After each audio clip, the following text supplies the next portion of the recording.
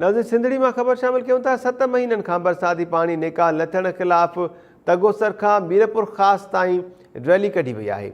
JUI SUP Sindhri action committee समेत आबादगारन भी इन रैली में वॾे अंग में शिरकत कई है।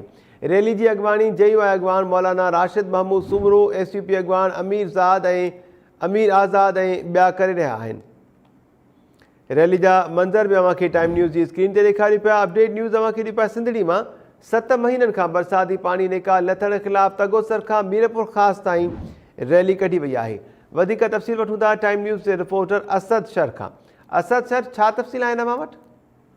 हाँ मेहता मां तव्हांखे ॿुधाईंदो हलां त हीउ गुज़िरियल 7 महीननि खां सिंधड़ी तालुके जे अंदरि बरसाती बोड हुजण जे करे जेको आहे अॼु सिंधड़ी एक्शन कमेटी, जमियत उलमा इस्लाम, SUP ऐं ॿियनि पारां जेका आहे रैली कढी वई आहे, जंहिंमें जमियत उलमा इस्लाम जो सूबाई अगवान राशिद महमूद सुमरो शिरकत कंदो। जेका रैली तगूसर चौक खां मीरपुर प्रेस क्लब ताईं वेंदी।